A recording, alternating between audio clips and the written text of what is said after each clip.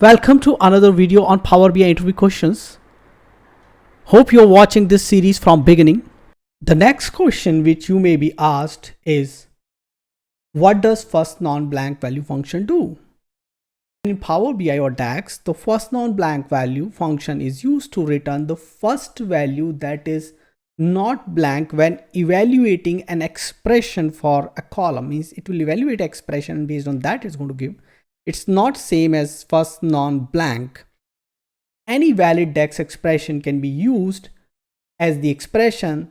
The column can use any column. We will actually use the sorted value of that column in the current table or one that referenced by relationship in the current table. Either the current table or one that is referenced. We'll take up some examples of that. What is the syntax of the first non-blank value? So you need a column, and this is the column based on which we are going to decide the first value and then the expression. We have a very similar function, last non-blank value also, which is actually going to return the last value. What we are going to do is we are going to jump onto the Power BI and take example to understand that. So for this one, what we are going to do on Power BI, we are going to create measure and we will use them in the visualization to understand this better. So let's begin our journey by creating a new page. I clicked on the plus button below, and here what I'm going to do is I'm going to bring the name from the customer table, and I will bring in sales date and quantity from the sales table. We make it as a table. And what I'm going to do here is, let me arrange it. Now, first sorting I want on customer, and then shift and second click on the sales. So now what I want to do here is I want to create another visual where I'll bring in customer,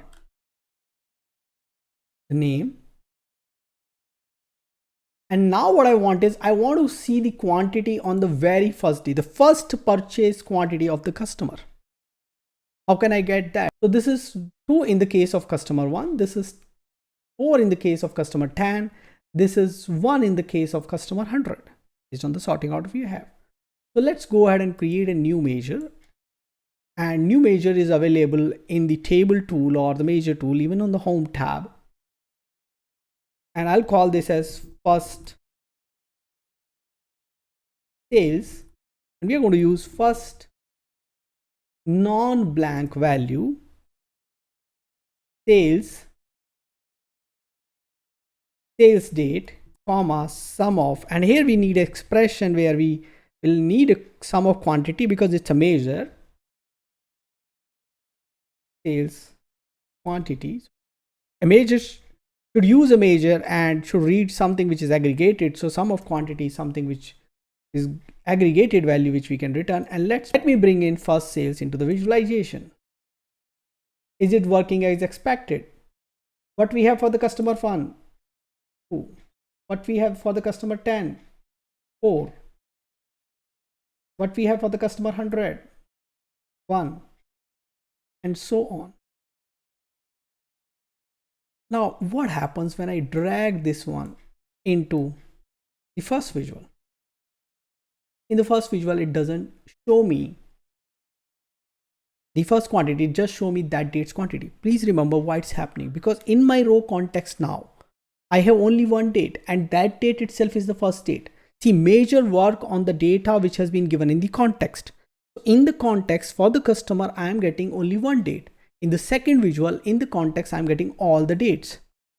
If I want to make it work for the first date also, I need to go beyond my row context. And what I can do for that is, so now to do that, what I need to do is I need to modify this measure, and I need to do it a little bit carefully because remember the customer is coming from a separate dimension, and then the fact sales date has been used.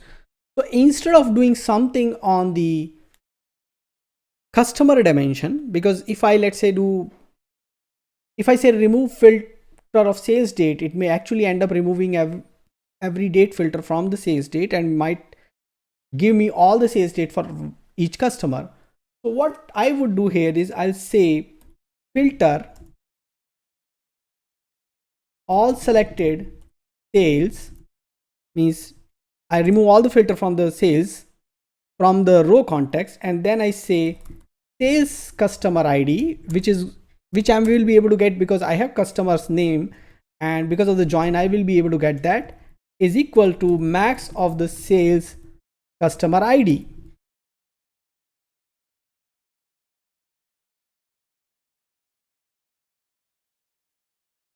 And now you can see that for the customer 1 I'm getting 2, which is for the first 8 quantity. For customer 10 I'm getting 4, and for customer 100 I'm getting 1 in this one, without even when I have the date column. Now quickly we will take an example of last date. So what we are going to do is we will copy this code, and from the measure tool on the top we'll click on new measure. We'll paste this and name it as last sales.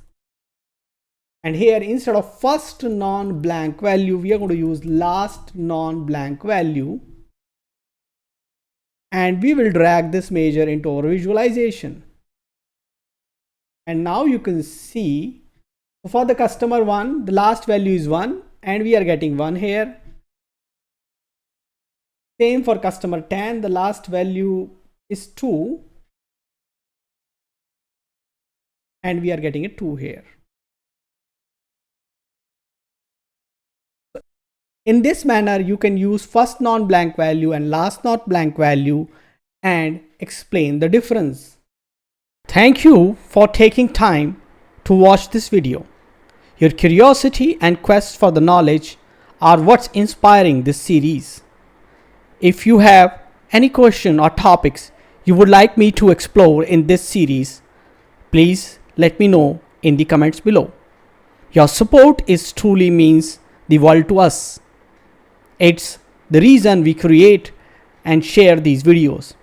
If you have enjoyed this content and would like to see more, please consider liking, sharing and commenting. It helps us immensely. Until next time, keep learning and stay connected. Thank you.